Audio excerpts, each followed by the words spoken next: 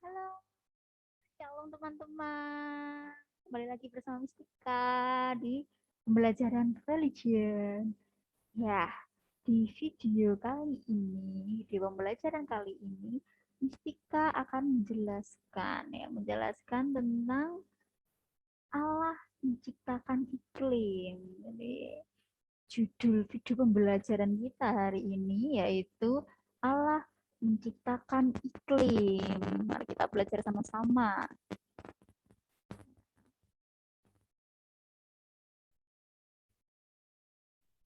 Ini ya, Allah menciptakan iklim. Di sini ada di Kejadian 1 ayat 1 hingga 10. Kita semua pasti tahu menceritakan tentang apa ya? Tahu kan? Iya, benar. Tentang penciptaan ya. Cerita penciptaan. Boleh sama-sama dibuka ya. Kita buka ya. Sama-sama buka tentang ini kejadian 1 ayat 1 hingga 10 ya. Allah menciptakan langit dan bumi serta isinya ya. Jadi tidak hanya menciptakan langit, bumi dalam bentuk kosong ya, tapi beserta dengan isi-isinya. Dan Tuhan juga menciptakan iklim. Jadi yang menciptakan iklim itu Allah ya, Tuhan. Oke. Nah, Allah Maha Kuasa. Kita semua percaya ya, Allah kita, Tuhan Yesus adalah Allah yang Maha Kuasa. Yang pertama, Allah kita Maha Kuasa. Ia menciptakan langit dan bumi beserta isinya. Allah juga memberi kehidupan bagi manusia dan makhluk hidup lainnya. Ya, jadi jelas dikatakan bahwa Allah menciptakan langit dan bumi beserta isinya ya, dan juga memberi kehidupan bagi kita dan makhluk hidup lainnya. Jadi yang menciptakan dan yang memberi kehidupan itu semua adalah Allah ya, karena Allah adalah Allah yang Maha Kuasa. Lanjut, mari kita perhatikan sekeliling kita ya, perhatikanlah sekelilingmu ya. Kita juga akan memperhatikan ada apa saja sih di sekeliling kita ya. Kita perhatikan karena mesti ada di dalam ruang ya. Cuma ada meja kursi dan komputer ya. Tetapi mari kita lihat keluar. Kita lihat keluar ada apa sih ya. Nah, pasti ada matahari ya. Kalau kita keluarnya saat siang hari atau pagi hari kita pasti melihat matahari ya, karena kita setiap hari disinari oleh matahari ya. Kita pasti melihat matahari. Nah, kita juga lihat burung-burung ya. Burung-burung ya, makhluk ciptaan Tuhan. Kita juga melihat bulan kalau ketika kita keluarnya di malam hari. Nah, kita juga pasti melihat ikan ya. Kenapa Mistika mencantumkan ikan dan burung bukan binatang lain? Karena saat-saat ini yang sering Mistika lihat yaitu burung dan ikan karena banyak yang pelihara ya. Di keluar rumah, oh tetangga memelihara burung. Rumah sendiri juga memelihara burung. Di rumah juga ada ikan ya. Itulah ya kemahakuasaan Tuhan yang lain menciptakan matahari, bulan, dan makhluk-makhluk hidup lainnya ya. Itulah sekeliling kita ya, isi bumi kita seperti itu yang diciptakan oleh Tuhan. Salah satu contohnya yang pasti masih banyak sekali ya. Kalau mau ditampilkan di PowerPoint nggak cukup ya, karena banyak ciptaan Tuhan. Nah, masih ingatkah kamu cerita penciptaan dalam kitab Kejadian? Ya, udah kita buka sama-sama ya. Kita juga mari kita baca ya. Jangan lupa dibaca ya. Nah, jadi Tuhan menciptakan semua itu dengan teratur.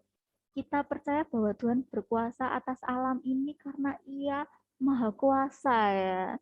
Kalau kita baca di Kejadian 1 ayat 1 hingga 10, Tuhan dengan teratur menciptakan bumi ini ya. Dan menciptakan langit dan bumi, Tuhan menciptakan terang seperti itu ya. Tuhan memisahkan lautan dan daratan, memisahkan siang dan malam ya. Jadi Tuhan menciptakan semua itu dengan teratur ya. Tidak asal-asalan, tidak acak-acakan ya, tidak sembrono, tidak sembarangan ya.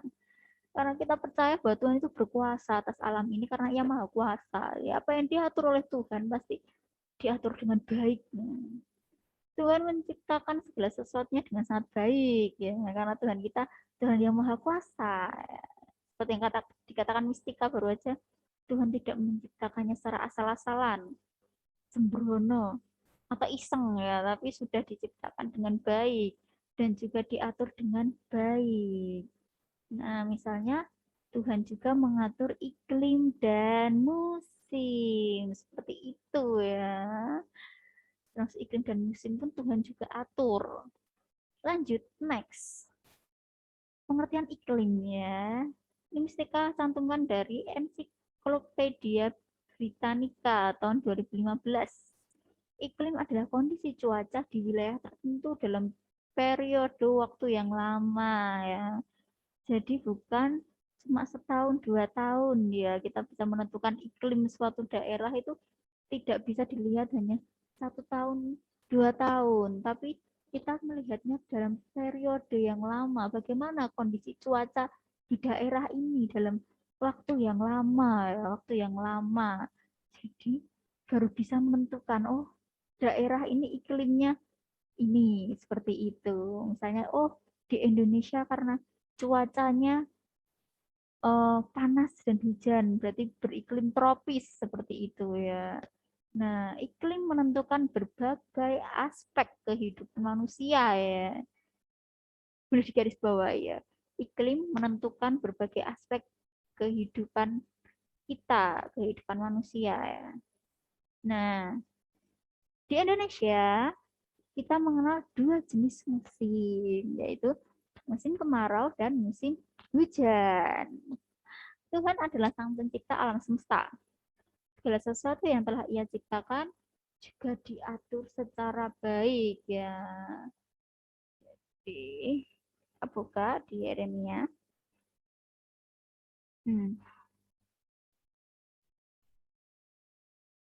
Yeremia 5 ayat ke-24. Nah, di sini dikatakan mereka tidak berkata dalam hatinya, baiklah kita takut akan Tuhan. Allah kita yang memberi hujan pada waktunya, hujan pada awal musim maupun hujan pada akhir musim, dan yang menjamin bagi kita minggu-minggu yang tetap untuk panen ya. Jadi jangan kita seperti itu ya, karena Tuhan sang pencipta alam semesta ya. Dialah yang memberi hujan pada waktunya ya. Hujan awal musim, hujan akhir musim, dan yang menjamin minggu-minggu kita, hari-hari kita ya. Oke, lanjut. Nah, musim yang pertama di Indonesia ya, kita mau bahas musim hujan.